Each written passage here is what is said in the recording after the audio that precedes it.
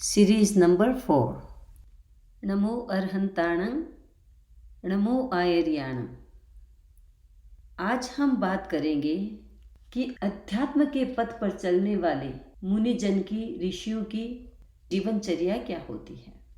10वें कालिक सूत्र में एक गाथा आती है, अणिएय वासो समुयाणचर्या अन्नाय उंछं पैरिक्कयाय अप्पोवहि कलह विवज्जनाय विहारचर्या इसिणं पसत्था। इस गाथा में कहा गया है कि साधु अनिकेत वासी रहे, यानी अपने नाम पर कोई जमीन जायदाद, घर, मकान, प्रॉपर्टी ना रखे। दूसरी बात, साधु समुदानचर्या करे, यानी भिक्षा के लिए अनेक घरों में जाए, किसी एक घर में जाकर के सारी की सारी भिक्षा लेकर के न आए। तीसरी बात, अज्ञात कुलों से भिक्षा ले। चौथी बात, एकांतवास करे, गृहस्थों के साथ में न रहे। पांचवी बात, उपकरणों की अल्पता रखे, अपने पास जितनी आवश्यक वस्तुएं हैं उनको मिनिमम रखे, जितनी आवश्यक है, जितनी एकदम मिनिमम जरूरत है उतना ही अपने पास रखे। और आगे महत्वपूर्ण बात, कलह का विवर्जन करे, गुस्सा आवेश न करे, उग्रता में ना जाए। ये साधु की जीवनचर्या है, साधु की विहारचर्या है। प्रश्न हो सकता है कि ये साधुओं के लिए तो ठीक है, लेकिन इस गाथा से गृहस्थी क्या प्रशिक्षण ले, क्या शिक्षा ले। जैन श्रावक गृहस्थ अवस्था में रहता हुआ संसार को बढ़ाने की बात नहीं सोचेगा। मन में हमेशा ये संकल्प रहेगा कि मैं साधु नहीं बन सका तो इसका मतलब नहीं कि मैं संसार के कामों में उलझा रहूं, संसार की बातों में ही लगा रहूं। वह हमेशा ये मन में चिंतन करेगा कि मैं अपने इस जीवन को इस प्रकार से संचालन करूं कि मेरी ज़्यादा से ज़्यादा कर्मों की निर्जरा हो, मैं आत्मा के आसपास रहूं, मैं अपने गृहस्थ का काम करता हुआ अपनी आत्मा को देखता रहूं। यद्यपि हर एक के वश की बात नहीं है कि वो गृहस्थपना छोड़ दे, साधु बन जाए, हर एक के वश की बात नहीं है, समझ में आता है। लेकिन श्रावक के भी अपने कुछ मनोरथ होते हैं, श्रावक की अपनी कोई इच्छाएं होती है। श्रावक क्या इच्छा करे?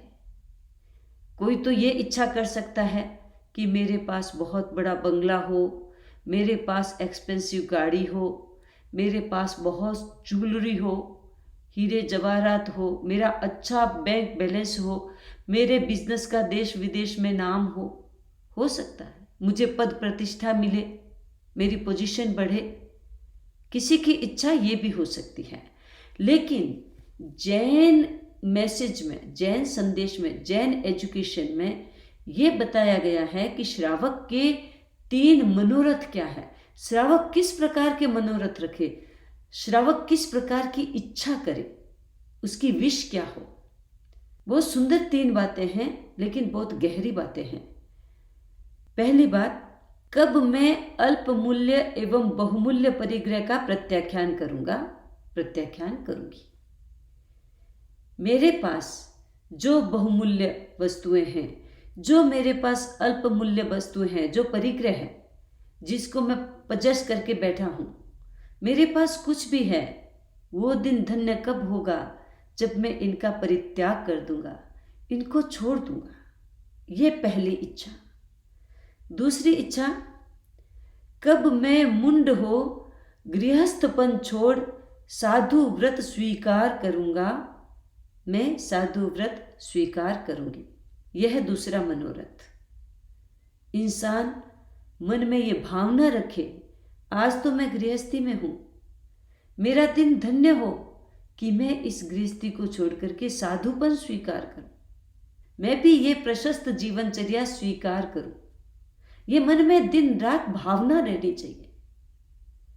और तीसरा संकल्प, तीसरा मनोरथ, कब मैं अंतिम अनशन में शरीर को जोश कर जुटाकर भूमि पर गिरी हुई वृक्ष की डाली की तरह अडोल रखकर मृत्यु की अभिलाषा न करता हुआ विचरूंगा। मन में ये भाव रहे कि जब जीवन का अंतिम समय आए, जब मेरे लिए कोई करणीय शेष ना रहे और मैं ऐसा कुछ ना कर पाऊं, उस समय मैं जीवन को ऐसे ही समाप्त न करूं। मैं जीवन को चलाने के लिए ढूंढ नहीं कि मैं जिंदा रहूं, ये अभिलाषा, मैं मर जाऊं, कुछ भी ऐसी इच्छा ना बनी रहे। मन में ये रहे भाव कि मैं अंतिम मारणांतिक संलेखना व्रत स्वीकार करूंगा और बिना किसी आकांक्षा के, बिना किसी चाह के, बस अंतिम समय में जीवन को तप में लगा दूंगा। ये 3 मनोरथ हर गृहस्थ के होने चाहिए।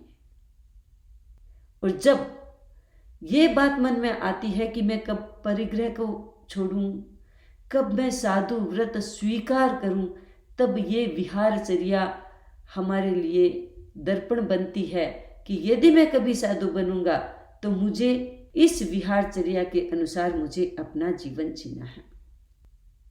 आज इतना ही। ओम अरहम।